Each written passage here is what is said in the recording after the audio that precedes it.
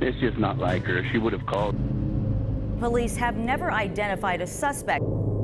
Does that mean you found her?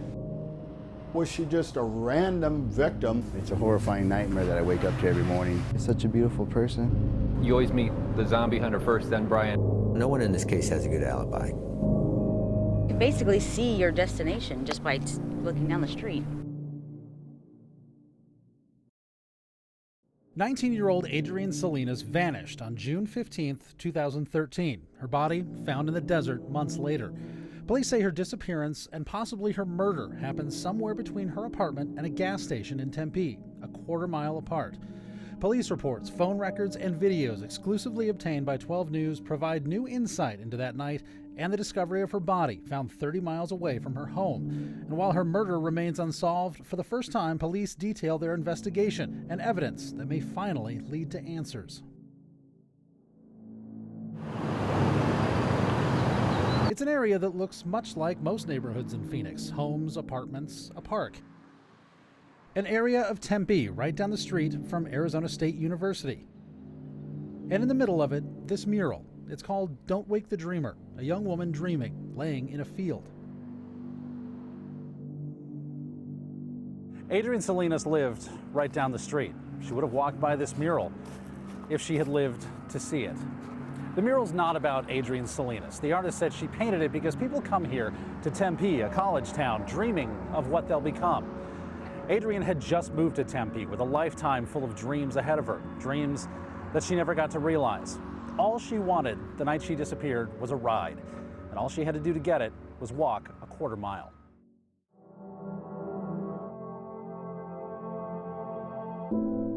Everyone talks about the smile. She has it, almost beaming, in every single photo, without exception. Her friends described her as one of the nicest, sweetest people they'd ever met. In hundreds of pages of interviews, the worst thing anyone ever said about Adrienne Salinas was that she lost her phone a lot. People described her as nice, soft-spoken, easy to talk to. Just look at her. How could anything bad happen to a person who was this happy? But she was private, kept to herself. She only had a handful of really good friends. They'd all gone to high school together at Arcadia High. Shani Duggan and Rebecca Flores were her roommates, and Francisco Arteaga, Fran. Fran was complicated. They'd known each other since 8th grade. They were together all the time. Adrienne slept at Fran's house. They were boyfriend and girlfriend in everything but the label. Fran would later say it was like an open relationship, but her friends would say Adrienne wanted the label, or at least wanted to know if it was coming. She's never been interested in anyone else. If we go out to parties and stuff, like, she's obviously a really pretty girl. She gets hit on, but she's never been interested in, like, you know, making out with anyone or floating back. She doesn't really have her eyes set on anyone else besides Fran. She doesn't. Like, when we go out to parties and stuff, and we try to, like, there's a group of guys, let's go talk to him. She's just, like, disinterested. Adrienne had a job, but she hadn't been able to work for a while. She'd come down with valley fever, a disease from the Arizona desert that gets into your lungs. She'd been hospitalized for lung surgery and was still recovering. She was where a lot of people are at 19, on her own, trying to figure out what she was going to do, what this thing with Fran was. Adrienne was out on her own for the first time, living in this Tempe apartment with her two friends. And it was here where her friends saw her for the last time. It was early in the morning on June 15th. There was a party at Adrienne's apartment. Fran was there, her roommates, and there was drinking. And Adrienne's frustrations with him were coming to a head. Police say she thought Fran wasn't paying enough attention to her. Detective Alan Akey with Tempe Police has been the lead investigator since the beginning. 40 to 41 people attending, and he became interested in other females at the party, so Adrienne herself was upset about that, and from there they decided to go back to Fran's residence, which is in Scottsdale. But Adrienne didn't stay at Fran's for long. According to Fran, Adrienne left his apartment around 3 a.m. and started walking home. Fran follows her in his vehicle, says, "Let me just give you a ride." She agrees, gets in his car, comes back down to Tempe. They're in the area of Rio Salado, Mill Avenue, you know, busy area. So vehicles, traffic, if you will. She gets out, says, "I'll walk the rest of the way." Fran calls over to her roommates, Rebecca and Shani, says, "Hey, she's walking, can you guys check up on her?" She just got out of the car in the middle of the conversation. She just hopped out without saying anything. Her roommates told police Adrienne came back to the party, but was still upset and didn't want to stay. At some point, she got into her car and drove away. Some of the partygoers see her. They're kind of trying to stop her because she had been drinking that night. Try to stop her, but she's already in their car and drives away. In police interviews, people at the party said Adrienne was upset and emotional, but most of them never seemed to notice she was even there. One guy said she stormed off and peeled out in her car. We get a call for service from a Starbucks employee who says, hey, there's this car that's just driving erratically on 1st Street, and it just passed me, and then it hits the curve at 1st and Ash, and the tires blew out, and then the driver took off. That's down by the park, right? Yeah, right on that curve. They were going around the curb and hit something and then just had 2 flat tires. That may have been the last chance for police to talk to Adrienne. Officers wouldn't find the car when they arrived, but they believe she was behind the wheel. The vehicle plate that the caller, it matched Adrienne's car. So we knew that was likely Adrienne. With 2 blown tires, Adrienne kept driving, but abandoned her car a few blocks from the apartment. Adrienne's roommates said she came back to the party a 3rd time and said she was going back to Fran's again. She texted Fran at 4:43 a.m., I'm coming over. 10 minutes later, Adrienne calls for a cab. Makes contact with a cab company to arrange to meet at the AMPM, which is at Hardy and University. The cab driver arrives at the AMPM, but Adrienne never does. She never shows up there. We never see her on video there. The driver says she didn't show up. She says, well, get her as soon as you can. She's obviously upset. So he takes off to go get her, but that's a 25-minute drive from where he was to where she was. He pulls into the gas station, looks around, doesn't see her, calls her, and proceeds to step out in the car and have a smoke, and is never able to get a hold of her. This is the part of the story that's hard to explain, and even harder to understand once it is explained. Why would Adrienne call a cab to meet her anywhere but her house? Why that gas station? Why a quarter mile away? Why wouldn't she just call the cab and have it meet her at her front door? Why did she need to walk?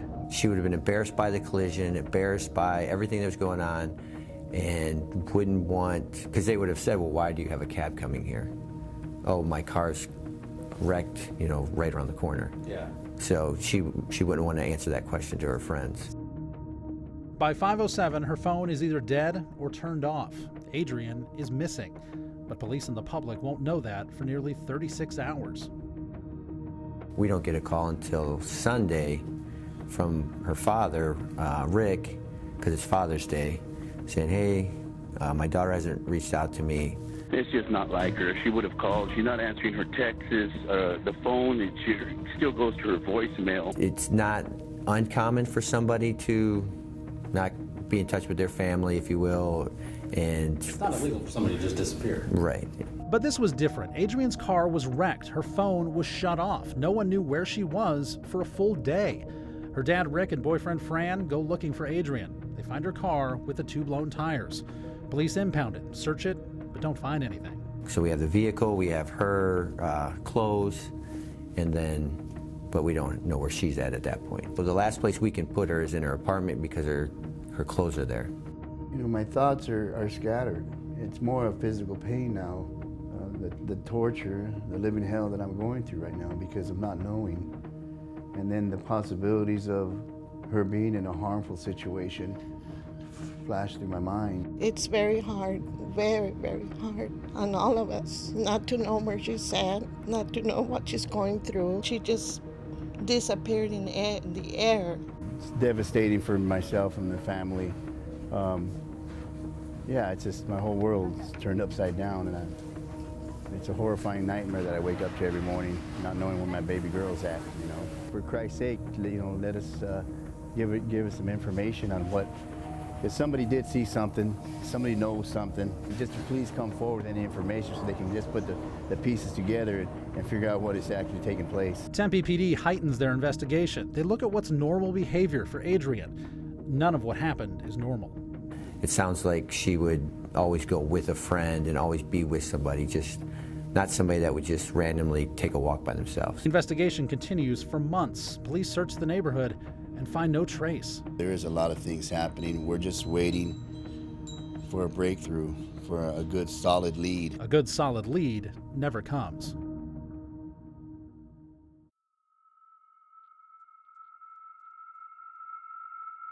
Breaking news now, a body discovered in Apache Junction. Tempe police are there. We have Sky 12 over the scene.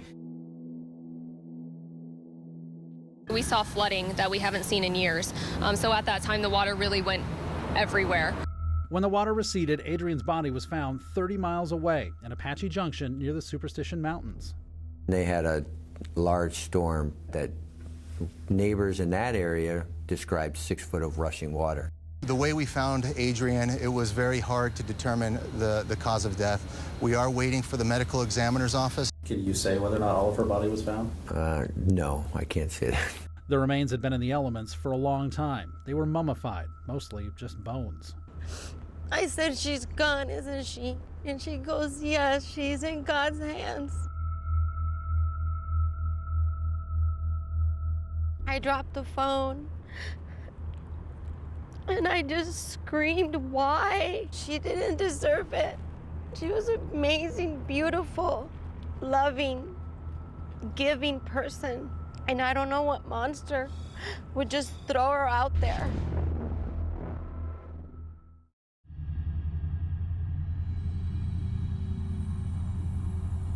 Police dug into a lot of leads, all 40 people at the party, her last contact, the boyfriend she fought with.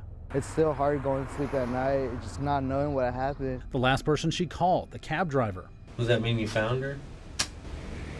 I hope you did. And years later, police cast an even wider net. We've had many cases of homicides, of serial killers in this country who have done similar things.